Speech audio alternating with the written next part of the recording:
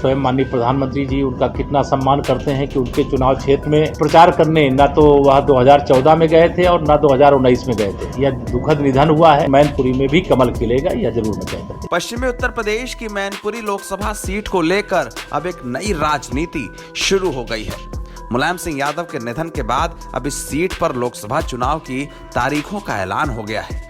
जिस सीट पर शिवपाल सिंह यादव और अखिलेश यादव अब तक मुलायम सिंह यादव का प्रचार करते थे, अब उसी इलाके में शिवपाल और अखिलेश के बीच आपसी जोर आजमाइश होगी, सिर्फ एक जीत के लिए जो मैनपुरी लोकसभा का नया सांसद चुन देगी। मैनपुरी की सीट पर अब तक मुलायम सिंह यादव एक लंबे वक्त से राजनीति करते रहे हैं। इस सीट पर 2009 से 2014 तक अखिलेश यादव के परिवार के ही तेज प्रताप यादव सांसद थे, जिन्हें इस बार भी लोकसभा के उपचुनाव में उतारने की तैयारी की जा रही है। लेकिन इन सबके बीच शिवपाल सिंह यादव ने मुलायम परिवार में यह ऐलान कर दिया है कि अगर समाजवादी पार्टी ने उन्हें अधिकृत प्रत्याशी नहीं बनाया तो वो अपनी प्रगतिशील समाजवादी पार्टी से इस सीट पर चुनाव लड़ेंगे।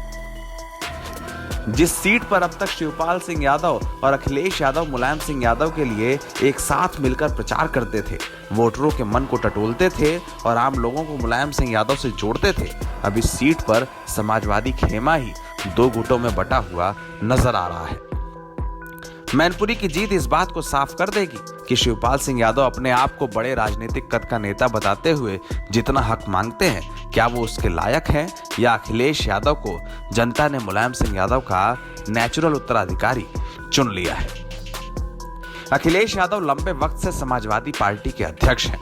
मैनपुरी की करहल सीट से ही वो फिलहाल विधायक भी हैं, जिसे समाजवादी पार्टी का गढ़ कहा जाता है। इस सीट की मैनपुरी की लोकसभा में भी प्रमुख भूमिका होगी। अखिलेश को यहां से एक निर्णायक जीत मिल चुकी है और ये चुनाव इसी साल हुआ था। ऐसे में मैनपुरी की लोकसभा का उपचुनाव भी अखिलेश के प्रभाव में होगा, इस बात को नकारा नहीं जा सकता।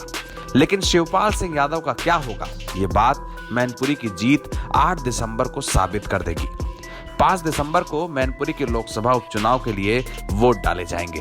यहां इसके पहले अखिलेश और शिवपाल वोटरों के बीच जाकर जनसमर्थन मांगेंगे। बीजेपी ने भी ऐलान किया है कि वो इस सीट पर इस बार मजबूती से चुनाव प्रचार करेगी, क्योंकि अब तक मुलायम सिंह यादव के सम्मान के कारण प्रधानमंत्री मोदी और सीएम योगी यहां पर प्रचार नहीं करते थे।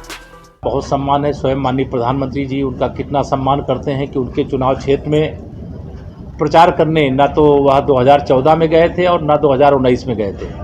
लेकिन यह दुखद निधन हुआ है। आज वैसे इस सवाल का जवाब देने की जरूरत नहीं थी, लेकिन मैनपुरी में भी कमल खिलेगा, यह जरूर मैं कह करके जाऊंगा। लेकिन मैनपुरी के गढ़ में इस बार बीजेपी की तमाम चुनौतियों के बीच चुनौती सबसे बड़ी अखिलेश और शिवपाल के बीच है। चुनाव के मैदान में चाचा और भतीजा में कौन जीतेगा, देखना दिलचस्प होगा। सबसे बड़ा निर्धारण मुलायम सिंह यादव के उत्तराधिकारी का होगा। इस सीट पर जहां पर मुलायम ने लंबे वक्त तक राजनीति की है, मुलायम का चेहरा शिवपाल या अखिलेश, इनमें से कौन होगा, ये देखना दिलचस्प होगा।